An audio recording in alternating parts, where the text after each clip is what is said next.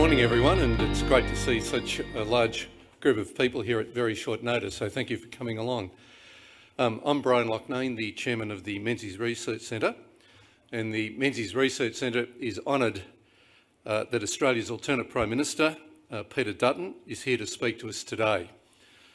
I'm pleased to acknowledge the many senior people who've made the effort to come along today, particularly the state and federal members of Parliament who are present, the directors, current and former, of the Menzies Research Centre, and the many business and community sponsors and supporters of the MRC. I particularly want to acknowledge the former Deputy Prime Minister, John Anderson. John, thanks for coming along. John was critical to the stability and success of the Howard government, but for those of you who don't know, his greatest work, I think, has been done since leaving Parliament. He is an international phenomenon with his podcast, so if you don't subscribe to John's podcast, please do. The MRC is an important independent think tank associated with the Liberal Party. We support freedom, human dignity, personal responsibility and private enterprise as essential to the development of a strong and prosperous Australia. If you don't already receive the free weekly emails put together by our Director David Hughes and his team, I invite you to go online and to sign out, and to sign up. An indication that most of you are already there is that we sold out for this event within 36 hours, I think it was, so thank you for the quick response. Ladies and gentlemen, all elections are important, but our coming election is particularly important. It will decide whether Australia continues to drift for another 3 years under weak, indecisive and disengaged leadership, or whether we get Australia back on track with a strong, united coalition government under the leadership of today's Speaker, Peter Dutton. It's often said that being Leader of the Opposition is the most challenging job in politics. Peter's been exceptional in his leadership. The coalition is united, in touch with the community and willing to address the real and often difficult policy challenges that Australia now faces. Please join me in welcoming our alternate Prime Minister, the Leader of the Opposition, the Leader of the Liberal Party and the Coalition, Peter Dutton.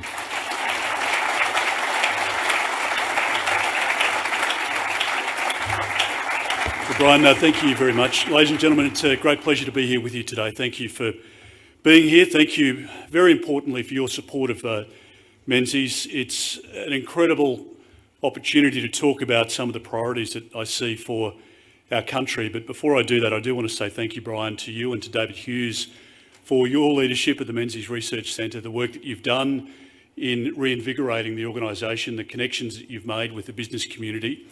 I think you've stood us in good stead as a party, and I really warmly congratulate you for the success that you've enjoyed. Can I also acknowledge my dear friend and wonderful Australian, great patriot, John Anderson. Thank you, John, for being here, for your support of me over many years. Thank you. I'd also like to acknowledge Charlie Taylor, the Honorary Secretary of the Liberal Party of Australia. And if you're inclined, please speak to Charlie today. He's willing to take cheques, credit cards, whatever it might be in the run-up to the next election. Your support would be greatly appreciated. I'd like to acknowledge some of my parliamentary colleagues here today, Monica Tudor-Hope, James Griffin, Alistair Henskins, to Prue Goward here as well. Wonderful to see you, Prue, and thank you again for your continuing contribution to our debate in this country. Thank you also to the Honourable Santo Santoro, former colleague in the Howard years. Thank you to Warren Mundine for being here. Thank you also to the many business leaders, the many distinguished business leaders here today, to Michael Azark, to Andrew Hall, to Mike Zorbas, to Mark Bailey, Tony Shepherd, to Stephen Conry, Elf Mafarage, to Maurice Newman and Warwick Smith, and other distinguished guests, friends one and all. Thank you for being here today. Well, it gives me an immense pleasure and pride to deliver this speech today at the MRC, 30 years after Opposition Leader John Howard delivered the inaugural presentation to the Centre. In his speech, John spoke of many issues, not just economic. He spoke of national identity, the role and responsibilities of our institutions, including, of course, Parliament and the Constitution itself. And following the Keating era, the need to rebuild trust in government. He spoke of the Liberal traditions, invoking, of course, part of the vision Menzies had for our party and for our great country. John spoke of the Liberal commitment to the environment and Indigenous affairs, particularly following the Mabo judgment. While John was a successful solicitor, he was shaped at a much younger age by his small business heritage and his fascination with Australian society. His mind developed with an abiding respect and detailed knowledge of our history, our allies, our trials and tribulations as a nation, and our stoic national character. It was a start in life which served him well as Prime Minister and in turn our country. Australians were exhausted by the end of the Keating era in 1996. After 13 years, the period of government which had commenced under Bob Hawke in 1983 had cost many families their businesses and with it their dignity. Homes were sold up and for many, the Keating social experiment rubbed salt in the wounds and created a period of confusion.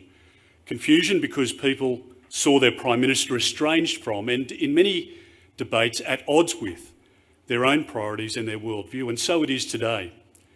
In this speech, I want to focus on the economy and the contemporary damage done by this generation of Labor parliamentarians.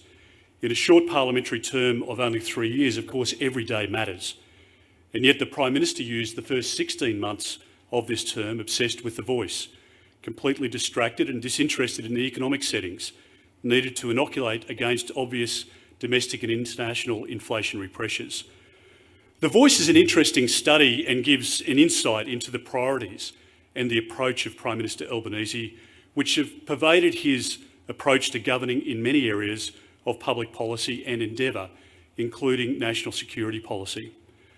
The alarm bells should have been ringing loudly at the time when the approach the Prime Minister was taking to decision-making and his inability to ineffectively communicate and make necessary decisions in the national interest during that debate. As we approach the dying days of this parliamentary term, we are reminded of the parallels with the period leading to the election of the Howard government. While the Albanese government is an tired 13-year-old government, it certainly has that feel to it. There has been a long list of wrong priorities, of missed opportunities and derogation of responsibility, particularly on the economic, national security and social cohesion fronts. Most egregiously, many of the decisions taken in these areas, which have caused significant national harm, can be traced back to the political motivation of the Voice. It's all been for political advantage this whole term of government. That will change if we are given the honour of forming a government in a few short months. Our motivation will start with what is in our national interest. It's been in our national interest to provide support to a thriving economy, to different elements of the economy. But it's not been in our national interest to allow the unions unfettered opportunity to advance in workplaces against the will of employers and employees alike. And it's not been in our national interest to allow anti-Semitism to flourish, simply because the Prime Minister sees political advantage in staying effectively mute, at least in the opening months, on the topic. The Jewish community has been treated with disdain. In my lifetime, I've never seen an element of society ostracised in such a way. Tragically, anti-Semitism will always lurk just beneath the surface, but what we've seen escalate over the last 15 months in our country is truly horrific and unsettling to all Australians. This is not a problem just for the Jewish community. It has triggered a reflection on our national character. How could a Prime Minister sit idly by for 15 months and not have an instinct to halt the racist momentum? Ladies and gentlemen, this context should be remembered as I delve into a discussion on our economy. Over the last 2.5 years, I've had the privilege to meet many Australians from all walks of life across this wonderful country. I've listened to mums and dads, to small businesses, to manufacturing owners and farmers and fishers, to blue and white collar workers, and regardless of where they live, in our cities, our suburbs, our regions, our coastal communities, Australians are hurting due to Labor's cost of living crisis. Many Australians are working extra shifts or taking on additional jobs simply to make ends meet. Tellingly, the number of Australians working a second, a third or even a fourth job has risen by 130,000 during the Albanese government's term and reached a record level. Many parents who want to stay home and care for their children have had no choice but to return to work to afford their rent or mortgage. With 12 cash rate rises under Labor, families with a typical mortgage today have been forced to pay up to an additional $50,000 in interest in after-tax dollars. Many pensioners are having to choose between heating or air conditioning because they simply can't afford to pay for both. Indeed, the number of Australians on electricity hardship plans has increased by 66% since the last federal election. There's an additional 400 households on average each week, despite the government handing out $5 billion in energy rebates to try to dull the power bill pain. At the National Press Club last week, the Prime Minister painted a rosy picture of the economy, completely at odds with the experiences of everyday Australians who are suffering under Labor's cost of living crisis. For a man who says that he's driven by the principle of no one held back, no one left behind, Anthony Albanese is living on a different planet. Consider his government's economic record. Under Labor, real disposable income per capita has fallen by 8.7%. That's the biggest decline in the developed world. Households have been in recession for 7 consecutive quarters. That is the longest running downturn for our country since the end of the Second World War. And the Prime Minister boasts of keeping us out of recession, but he neglects to mention this is only the case because Labor has brought in 1 million migrants over the last 2 years. That is a 70% increase than any 2-year period in Australia's history. And in opening the migration floodgates to keep the economy barely ticking, Labor has created a housing crisis and added pressure to infrastructure and services. The truth is Australians are living through the worst collapse in our living standards on record. Across the board, prices have increased by 11%. Australians are paying 12% more for food and 14% more for housing and 17% more for rents. Australians are forking out some 19% more for insurance, 10% more for health and 12% more for education. Underlying electricity prices are up by 32% and gas prices are up by 34%. Furthermore, our economy is slowing down instead of speeding up. Last year, GDP growth was a miserable 0.8%. Outside the pandemic, that's the weakest annual growth since 1991. This slowdown reflects a catastrophic 5.7% fall in productivity under Labor. As we know, Labor productivity is a measure of output per hour worked, and productivity matters, and productivity will be a priority of our government. In a healthy economy, businesses and their employees share the benefits of being able to produce more for the same inputs. Boosting productivity isn't about cutting jobs. Rather, it's about enabling management and workers to find better ways to produce goods and services so that both can reap the rewards. Productivity growth allows workers to be paid more, and it enables businesses to increase the profits and therefore to employ more people without driving up prices, which is why the collapse in productivity under Labor has been so disastrous. For workers, real incomes have shrunk. For businesses, there have been record insolvencies. Some 27,000 businesses have failed over the last 2.5 years on Labor's watch. Behind every one of them, a personal story. A small business family who sacrificed everything to put themselves in a position to provide for their future. In many cases, will have lost their house and their life savings, exactly as it was under Paul Keating. But here's the critical point. Labor's poor decisions have created and extended a cost of living crisis, compounded a productivity problem and sent our economy backwards. Labor has created 3 wrecking balls through the economy. First, Labor's irresponsible spending has kept inflation higher for longer. High inflation means everything costs more, including business input costs like commercial rent, insurance and equipment. And instead of spending money in ways which grow the economy, Labor has focused on its expenditure and political and bureaucratic priorities. Second, the Labor's policy of what I think is a reckless approach to energy policy, the renewables only policy, under which it's replacing always on power for sometimes on power, has caused energy costs to skyrocket across the country.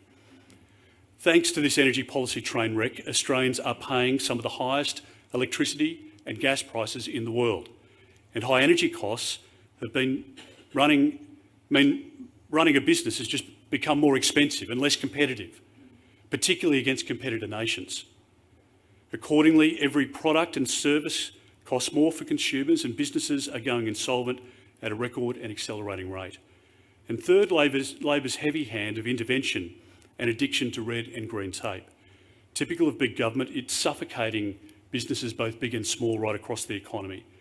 I want to delve a little deeper into these three factors today. What's clear, however, is that Australians can't stay on Labor's course. 3 more years of economic setbacks will set in stone decades of decline.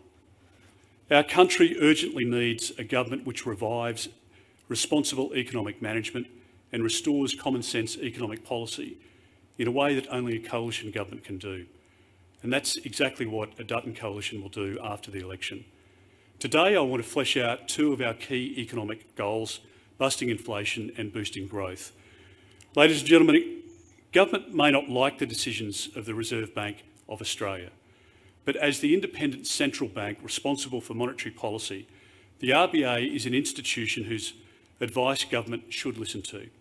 On multiple occasions, the RBA governor has sounded an alarm bell.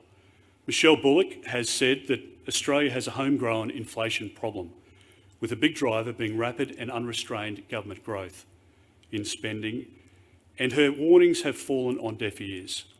The Albanese government has lifted spending by a whopping $347 billion since coming to power, fully homegrown inflation, right there. And the Reserve Bank governor is exactly right. Now, don't be misled by the latest headline inflation figure. It represents a rosier picture to our inflation situation than is the case. And that's, of course, because headline inflation has been heavily distorted by Labor's energy rebates. The best measure of underlying inflation pressure is, of course, core inflation. And Australia's core inflation at the moment is at 3.2%, well above the band of 2.2 to 3%. At 3.2%, our core inflation remains one of the highest in the G20. Persistent high core inflation is one reason that there has been 12 cash rate rises on Labor's watch, and why we are yet to see a rate cut here. Interest rates, as we know, have already come down in the United States, in the United Kingdom, in New Zealand and in Canada, and across many continental European nations. To get interest rates down, we need to get inflation down, and to get inflation down, we need to address government spending. Now, obviously, there are many areas of the economy where a federal government needs to spend taxpayer money. We need to do so in the national interest and in line with public expectations. We want a robust social safety net to assist Australians who have fallen on hard times through no fault of their own. We want a sustainable health system to support the sick and disabled Australians.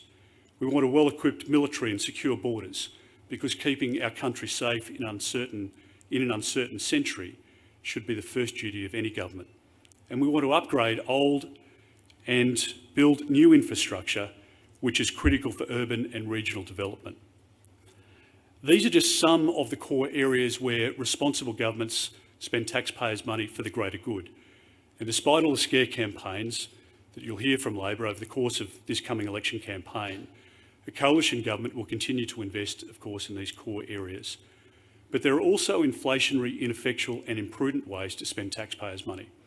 And that's what we've seen in spades from the Albanese Labor government. In 25-26, Commonwealth government spending is forecast to reach its highest level as a share of the economy outside of the pandemic for 4 decades. That is almost 3 percentage points of GDP higher growth than in 2022-23, which is an unbelievable achievement. If the Prime Minister thinks he's done all he can to reduce inflation, then he clearly just doesn't understand the basics of economics or what his government has done and the impact it's had on the economic settings. Take, for example, the government's energy bill rebates. Australians have been given $300, but it comes at a time when electricity bills have gone up by about $1,000. The government's expenditure of $5 billion of taxpayers' money only treats the symptom of energy prices, not the cause, which is Labor's renewable-only policy train wreck. Worse, it keeps the pressure on inflation, prolonging the cost of living crisis, and provides only temporary relief. Take as another example Labor's student debt write-off, and this is a classic example of Labor expenditure.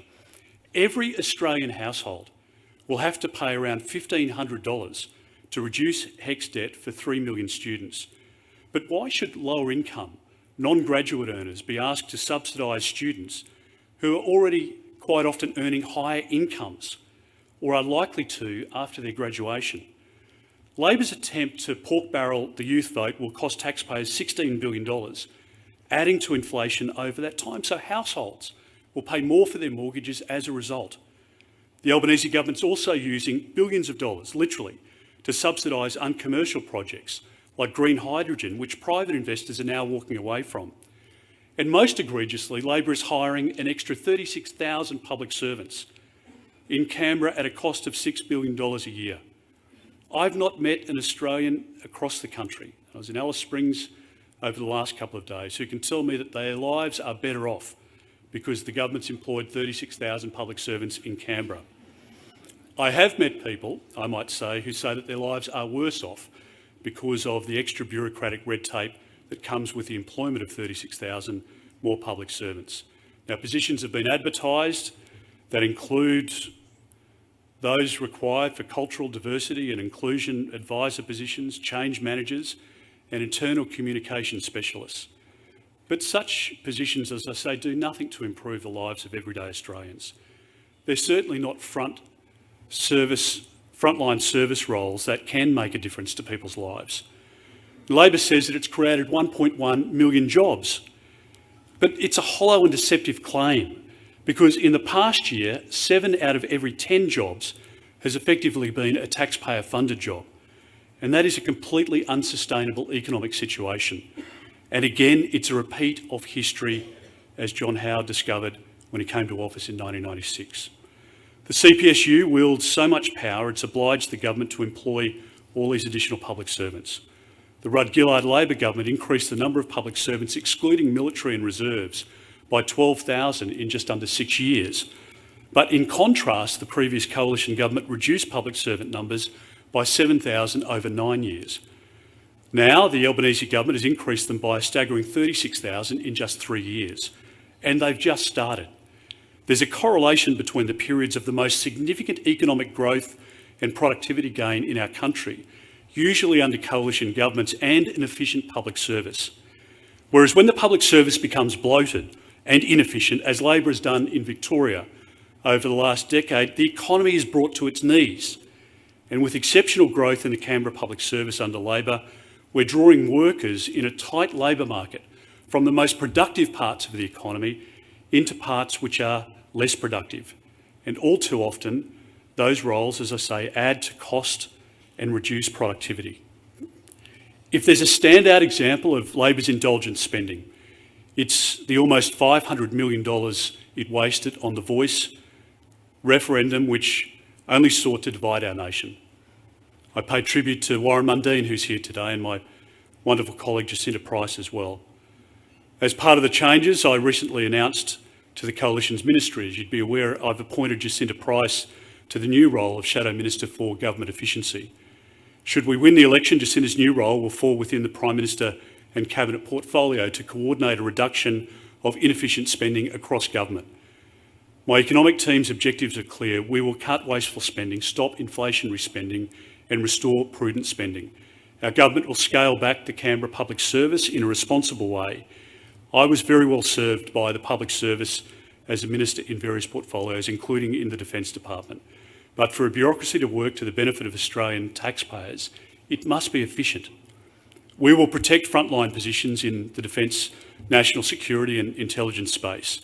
But overall, we will drive greater efficiency and productivity through our plan. I want to see more money spent on frontline services which make a difference. More on doctors, more on national security and more on our veterans. And wherever possible, I want to see a taxpayer dollar spent to create new dollars. The aim must always be to spend taxpayer money in a manner which has an economic multiplier outcome that generates productivity and can attract new investment. You can't build a bigger and stronger economy by bloating Canberra's bureaucracy. You do it by investing in the most productive part of the economy, the private sector. Which brings me to our priority in relation to boosting growth. An essential part of that goal will be to improve productivity, as I mentioned earlier.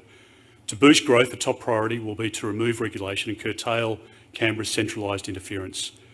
There has been significant debate for a long period of time in relation to the way the Federation operates in our country. It drives inefficiency, and as Kevin Rudd pointed out in 2007, the blame game has to stop. And not only has it not stopped, of course, it's compounded as a problem. And the NDIS is one such example of the way in which there has been a withdrawal of service and a complication of the way in which public policy is administered. Taxpayers end up paying for that additional dollar to provide that service with no marginal gain. And this is an issue that we need to address. We need to work with government, we need to work with business to reduce red and green tape. Red and green tape has been a feature of the Albanese government because it's prioritising the agenda of Greens voters, activists and union bosses. That's what this government has been about. And the Australian taxpayer has footed the bill. Having embraced an ideological aversion to certain sectors in mining, energy and agriculture, Labor has used every tool at its disposal to delay, disrupt and destroy particular projects, sectors and industries. These sectors have been targeted because the government sees an opportunity to stop Labor deserters joining the Greens in inner city Sydney and Melbourne. Western Australia's live sheep exports are being shut down. Tasmania's salmon industry remains in the government's crosshairs, and more than 80 planned iron ore, coal and gas projects have been stalled, projects which would have created 47,000 jobs and generated investment of $119 billion. We've seen the safeguard mechanism turned into a new carbon tax, one 3 times higher than that implemented by Julia Gillard. We've seen draconian new mandatory climate disclosure laws passed, and when these laws come into effect, businesses will not simply have to account for their own emissions, but also those produced all along their supply chain, including by small businesses. If Labor changes can't be reversed, countless small firms without the resources to produce detailed emissions reporting will simply be shut out of the supply chain. We've seen millions of taxpayers' dollars provided to the activist-led Environmental Defenders Office to wage lawfare against resource projects.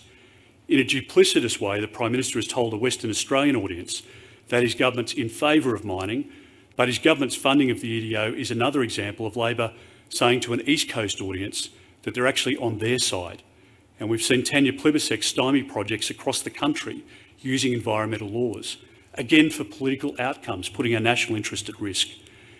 If you think things are bad now, and I've had a few days in the last week in Perth as well, and business is particularly worried about the nature-positive reforms, if they are passed by the Parliament, it will be a hammer blow to the mining sector in WA. The Prime Minister has also sidelined known winning market objectives that have been well known to generations of Australians. The Prime Minister says that not a single dollar, for example, would be invested in gas under his Future Made in Australia plan. He's even ignoring his own Resources Minister, who says that the transition to net zero can't be done without gas. So he's picking his own winners, again, which was a feature of the Hawke-Keating period. Unsurprisingly, his hand-picked winners need to be propped up with subsidies. Every resource CEO that I've spoken to over the course of the last 9 months or so tells me that they are not investing in greenfield opportunities here in Australia. They are investing in Africa, in North America, in Asia. They are seeking to extend the life of assets that they have here in Australia. But the investment profile, the risk profile is too great. And that is going to have a negative impact on workers and the mining sector in WA in particular. With big union bosses seeking new power in national life, Labor has also obediently implemented an antiquated workplace agenda. Multi-employer bargaining is the mechanism through which union bosses can exert new influence across the economy, including in small businesses. The focus of too many union bosses is on power, not on the welfare of their businesses. The focus of too many union bosses remains on themselves and not on the worker. And that's not what union coverage is about. Most shamefully, on being elected, Labor gave significant additional power to the militant and disgraced CFMEU. The CFMEU continues to send delegates to Labor conferences and still wields power in determining the leadership at a state and federal level within the Labor Party. We will deregister the CFMEU and our country will be better for it. The CFMEU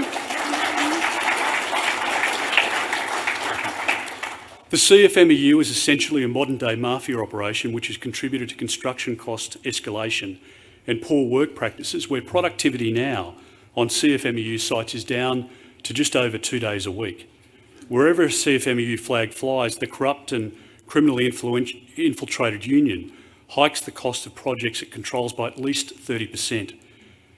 We need more roads built in this country. We need to make sure that we put downward pressure on construction costs as our population ages. We need to invest more and more efficiently in hospitals. We need to make sure that we have the most efficient spend of taxpayers' money because people are working harder for every dollar. Under the CFMEU, with its rorts and rip-offs, it costs taxpayers literally billions of dollars across the economy on major projects each year. And that has a contagion effect across the building sector and wider economy. And as John Howard said in his speech here and in many speeches as Prime Minister, the Coalition's not against unions. Unions have played a significant role in our life, in the life of this country's history, and continue to play an important role in representing workers' rights. Any Australian is free to join a union, and we will never stand against that liberty. With the Coalition, though, you know that we have a problem with union bosses who use that power to crush competition, to undermine the free market, and to drive up costs for everyday Australians. And a Dutton Coalition government will stare down the militancy of union bosses. We will do this with the interests of employees and employers first and foremost. It's why, among other measures, we'll urgently restore the building industry watchdog. In addition to growing union influence, we've also witnessed, as I've said, the biggest growth of the public service on record. And now, everything I've mentioned, we know that Labor's continual push is to grow those unproductive parts of our economy for their own political outcome. When Jim Chalmers wrote about wanting to build a better capitalism, it was doublespeak. The Albanese government has endeavoured to move Australia away from a free market economy and towards a state-directed and controlled economy. In this, it's ignored history's lessons and embraced history's mistakes. Ladies and gentlemen, it is time for smaller government which gets off people's backs and revives the freedom that allows our economy to flourish. Many of you have been involved, thank you. Many of you have been involved in businesses and still are today. Our task is to help you grow, not reduce the size of your business and workforce. My intention is to make Australia a mining, agricultural and manufacturing powerhouse once again. We will defund the activist-led Environmental Defenders Office. We will ensure Labor's nature-positive agenda never sees the light of day. We'll remove draconian mandatory climate disclosure laws. We'll slash project approval timeframes in half. We will accredit states and territories to provide environmental approvals, and we will reintroduce geological bioregional assessments to unlock new projects. Unlike Labor, we will not turn our backs on the natural economic strengths of this great nation. Under a coalition government I lead, more mining approvals will be granted, more gas will flow, more farms will flourish, and more factories will open. Mining, agriculture and manufacturing are not only essential for our national resilience, they're also critical sources of revenue to help build new infrastructure here in Sydney, in Melbourne and Brisbane, in Adelaide and right across the country. We need to fund education services and equip our Defence Force. Indeed, the mining sector will receive the support of the Coalition because it has paid more than $350 billion in company taxes and royalties over the past decade and employed some 300,000 people over the last financial year. A coalition government will encourage new areas of the economy like artificial intelligence, automation, cybersecurity, space, bio and nanotechnologies, but not at the expense of or in place of these existing core sectors. Boosting economic growth is not simply about removing regulation and curtailing Canberra's centralised interference. It's also about taking other steps to bolster productivity and address anaemic growth. And that includes by encouraging hard work and entrepreneurship and ensuring new investment is directed efficiently, not wastefully. The Coalition has always been the party of lower taxes, and we gladly set out the ledger against Labor's effort any day of the week. We legislated for stages 1, 2 and 3 of the tax cuts. Australians get ahead and our economy gets ahead when taxation burdens are reduced on everyday Australians and when business formation is encouraged. But under Labor, Personal income taxes have increased by 22%. My commitment to Australians is that a coalition government will deliver lower, simpler and fairer taxes. Of course, how quickly we can move will be affected by the state of the books when we take government this year. But Labor's already forecasting a decade of significant deficits. Already, we've announced some substantial commitments to support small business, the engine room of our economy. We'll increase the instant asset write-off to $30,000 and make this arrangement ongoing. And for small businesses with a turnover up to $10 million, we will offer for 2 years a tax deduction of up to $20,000 per financial year for business-related meal expenses at local cafes, pubs and restaurants. This will mean lower tax for small businesses and a shot in the arm for hospitality venues at a time when they need it most. It will help many small firms weather the current record wave of insolvencies under Labor until growth and economic stability can be restored by the coalition, and we can provide support to those mums and dads who sacrifice so much for themselves and their children. We've also committed to improving competition policy, in particular deterring the big supermarkets from undermining competition and ripping off consumers and farmers. It's at the checkout where Australians are hurting every week. And most importantly, we will take an energy policy to the next election, which is the only hope to deliver affordable and reliable energy. In the immediate term, we will ramp up domestic gas production and get power prices down and restore stability to our grid. Over the longer term, we will place the latest zero-emission nuclear technologies on the sites of 7 retiring coal-fired power plants. We will have a balanced energy mix comprising renewables, storage, gas and nuclear. Our policy will bring energy price relief to families and businesses. And for businesses, our policy will not only deliver lower input costs, but it will provide businesses with the confidence that they need to provide future power in a reliable way, where manufacturing can re-emerge in this country, where we can compete again with our competitors. I make no apologies for taking to the next election an energy policy that dispenses with short-term political short-termism. My vision for our country is to have an energy policy which drives a strong economy for the next century. I want to achieve the highest yield of energy per square metre of impact on the environment at the lowest possible cost as we decarbonise. Our energy policy is in the long-term interests of our country and will shore up energy security for generations to come. And why is nuclear the right answer? Well, in part, of course, it's because 19 of the top 20 economies of the world are already on this path. There are more than 400 reactors worldwide today. More than 30 countries use nuclear power. Dozens more nations are looking to introduce nuclear power for the first time, and it's 44% cheaper than Labor's energy policy, more reliable, and the only credible pathway to meet our emissions reduction commitments. It's beyond time for Australia to join the growing league of nuclear-powered nations. The Prime Minister's dispensed with any concerns about safety or disposal because he signed up to the AUKUS deal that we negotiated when we were in government for the submarines. Ladies and gentlemen, what is so frustrating about the last 2.5 years is that Australians have endured a cost of living crisis which we didn't have to have. A combination of hubris and ignorance has seen Labor dispense with basic economics, and nothing will change if they return to government. The Dutton coalition government will revive responsible economic management. We will restore common sense economic policy. We will bust inflation and grow the economy. We will boost growth. And when we do these things, just as John Howard and Peter Costello did, we will get our country back on track. We will restore the aspiration, the optimism and confidence which seems so distant for Australians right now, but which are within their grasp again. Can I just say in closing, thank you again for being here today. Thank you for your commitment to our country, to our cause, for your belief in a better pathway ahead, for your support financially and morally of the work of the Menzies Research Centre, and to all of those in this room who contribute so much to our economy. One of the things that I want to do as Prime Minister of our country is to restore our national pride. Part of the reason I've spoken about us combining and uniting together under one flag is because we can't be united and we can't be our best if we're putting people into separate tribes. I want to bring our country together, and if we do that, there are not only social but economic benefits that flow. We can respect our Indigenous heritage. We should be incredibly proud of it. But we shouldn't shun our modern day miracle story. Migration in this country and the great migrant story, particularly in the post-Second World War era, has been remarkable.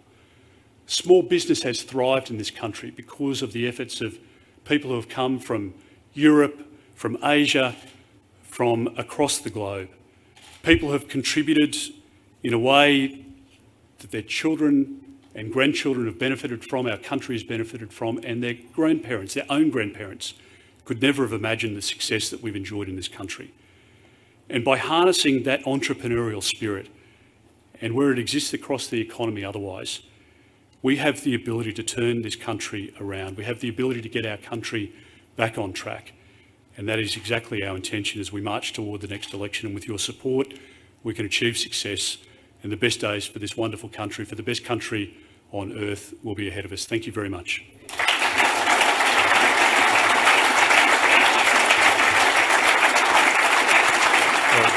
Thank you, Peter, for that excellent and comprehensive speech. We've got around 10 or 15 minutes to expand on some of the issues that you've raised today. I'm going to ask Susan to bring up a slide to help inform our first question, and it relates to your appointment of a Shadow Minister for Government Efficiency.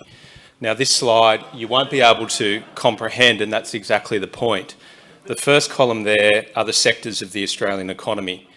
The second column are the regulators and agencies that those sectors of the economy report to. The third column are the departments that those agencies report to, and the final column are the cabinet ministers that those departments report to. This is a huge challenge, Peter, and it goes without saying. It's a huge challenge. Are you going to be able to address it in a meaningful way?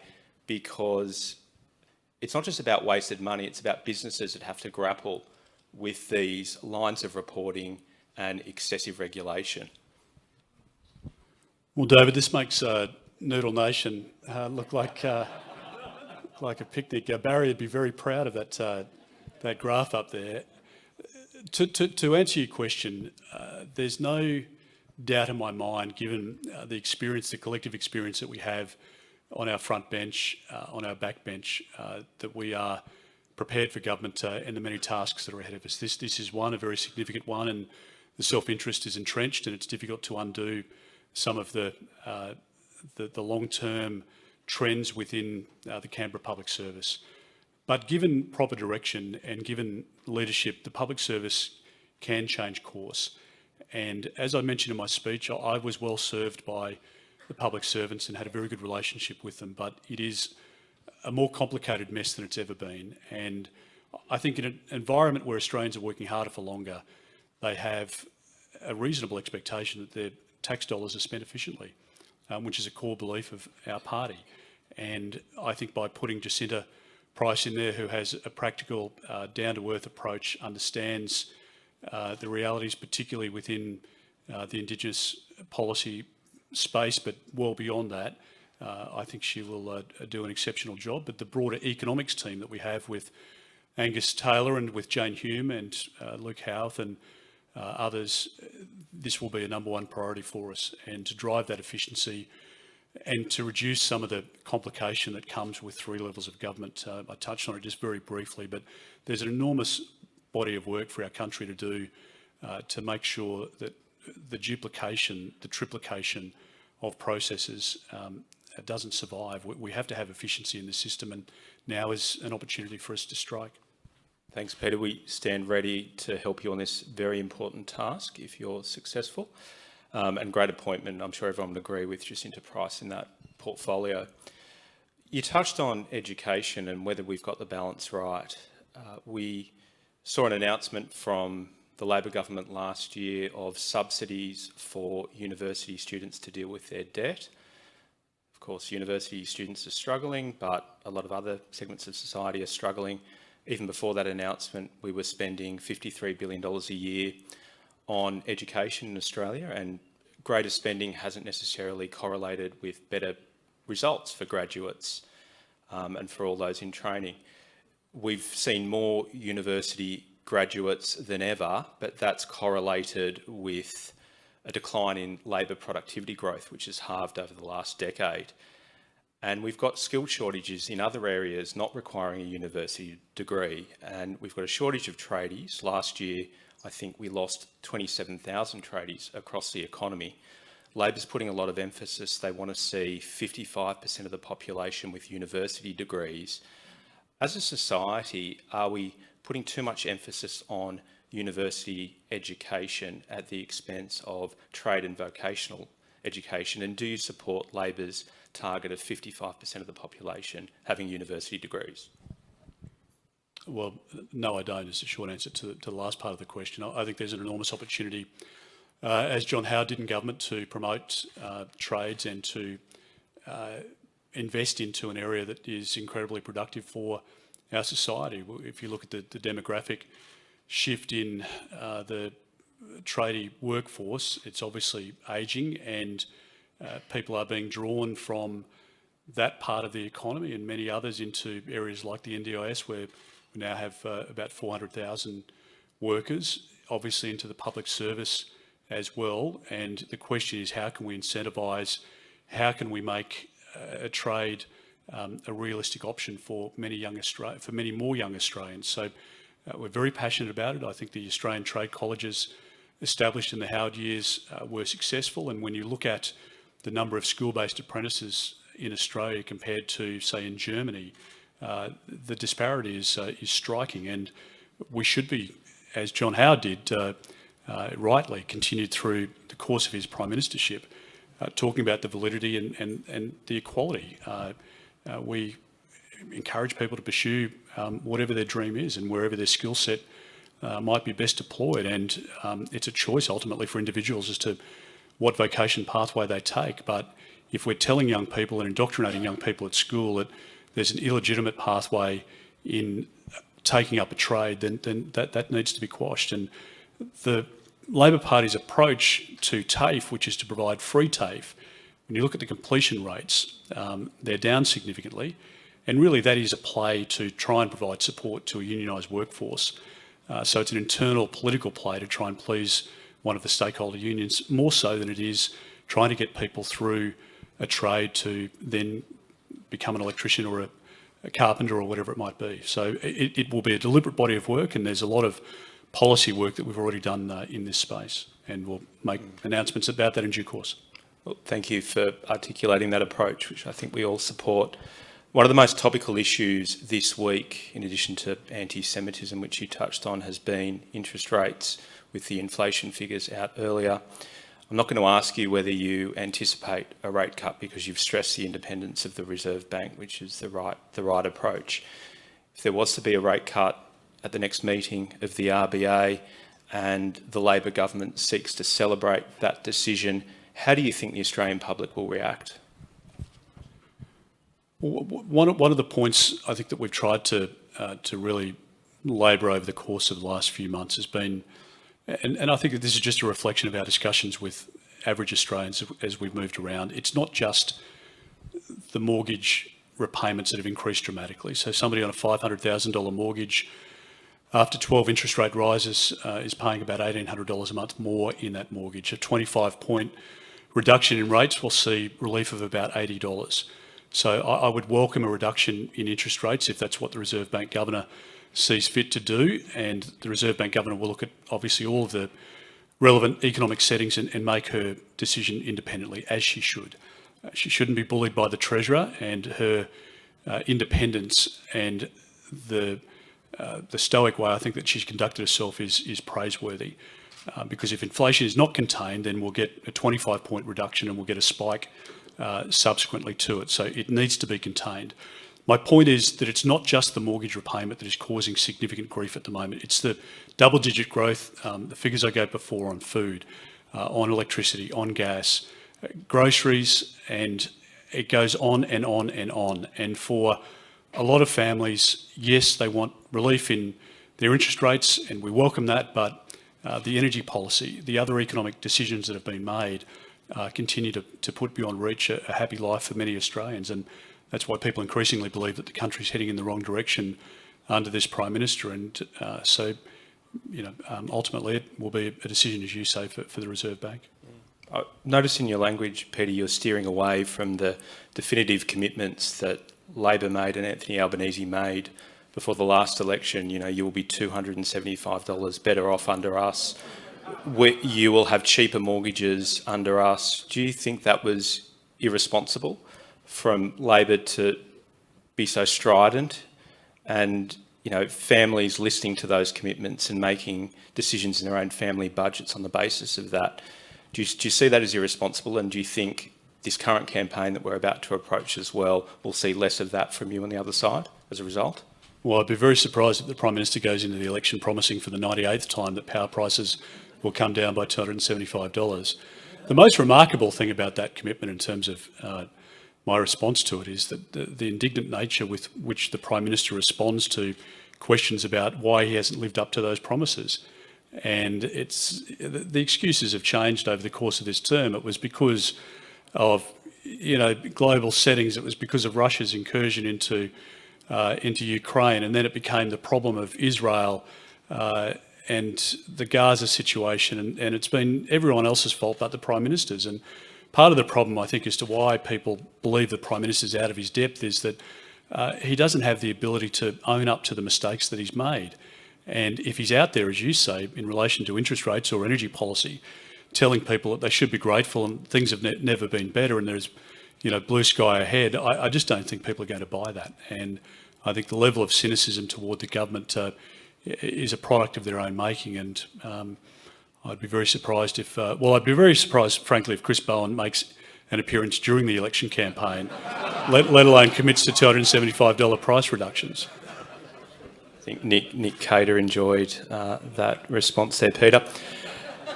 Look, you've done a great job in uniting your own party room, so I want to commend you for that. It's very difficult to unite a country if you can't unite a party room. And you alluded to the fact that our country's more divided than it's been. It's become more divided over the last 3 years across a number of fronts, and in many respects because of the actions of the Prime Minister. What steps are you going to take to make sure that we're a more united Australia if you're successful? Well, David, one of the great opportunities I had early in my career was to be promoted as a junior minister by John Howard and then promoted to be Assistant Treasurer. And I've had the opportunity to serve on the front bench of the Liberal Party since 2004 in government and opposition. Except for a small sabbatical in 2018 where I had to move to the backbench for a few days. But apart from that, it's been a continuous line of service. And I believe that when we look at the skill and the experience that our senior team brings to the table, I think Australians can take reassurance from that. I think people can believe in us when we say that we can get our country back on track because we've done it before. I admire greatly people that I served with, including John Anderson, people who had the ability to make decisions, knowing that they weren't always popular, but that they were in our country's best interest. The gun law reforms, the economic decisions, the introduction of tax reform and modernisation, the decisions that we took in relation to free trade agreements. All of that has been a hallmark of responsible coalition governments, and I want there to be continuity into a new government with that which people have known coalition governments to be associated with for a long period of time. And I think the Prime Minister's lack of experience in government is telling at the moment. I always subscribe to the theory that political leaders needed to have probably a couple of decades in political life because you needed the near-death experiences, you needed to traverse the good and the bad times, needed to see the good leaders and bad. And in the Prime Minister's case, I've been proven wrong because after almost 3 decades in the Parliament, his instinct is just so woeful as to be damaging for our country. And I don't say that lightly because I think it's obvious that the Prime Minister hasn't served in an economics portfolio. It's obvious that he hasn't served in a social services portfolio in government. It's obvious that he hasn't served in a national security portfolio.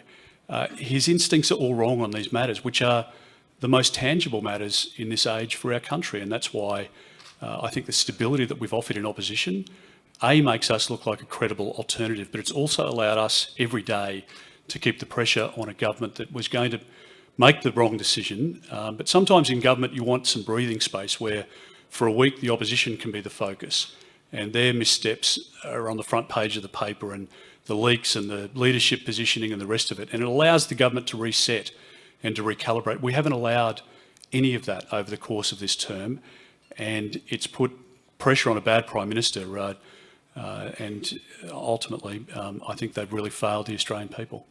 On that point, Peter, and my final question for today, because I'm conscious you've got other commitments to get to, the Prime Minister's focus and attention appears to be waning. He's been in Parliament for a long time. He's bought his retirement house already, as you've noted. He seems to be less energetic by the day, and in contrast, you seem more focused and committed and even more energetic than you've been at any point throughout your political career at this present day. Are you going to be able to maintain that energy and focus throughout the next 6 weeks? Well, firstly, I want to touch on the fact that I made a very good career choice when I went into politics and not into the arts. And if you saw my depiction of the Prime Minister's retirement house this week, and you never know what's going to happen on FM radio in the mornings. It always can deviate in any direction, and this week it did. So I make that point first of all. Look, in terms of energy and the drive, we're in a fortunate position in that our children are now adults and leading their own lives, which makes it much easier than when your kids are young.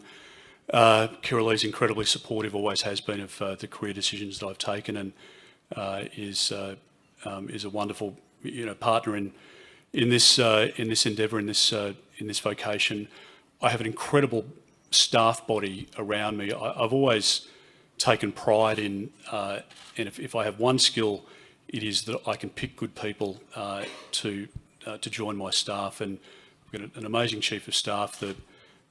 And from Alex down, we have a great team who has really worked well together.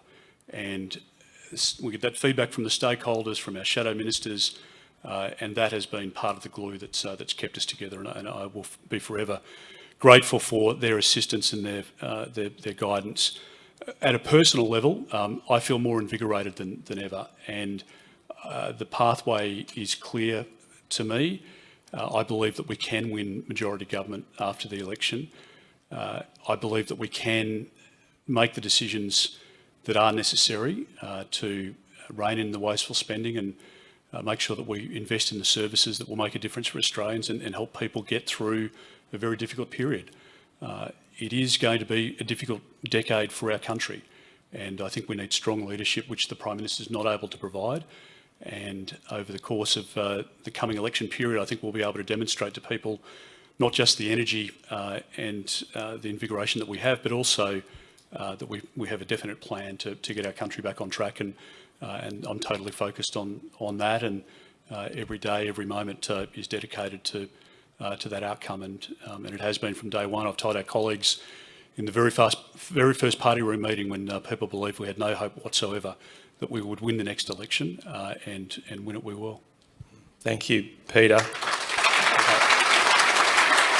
Thank you so much for outlining your vision to us today. We wish you every success for the campaign. Please join me again in thanking Peter for his time today.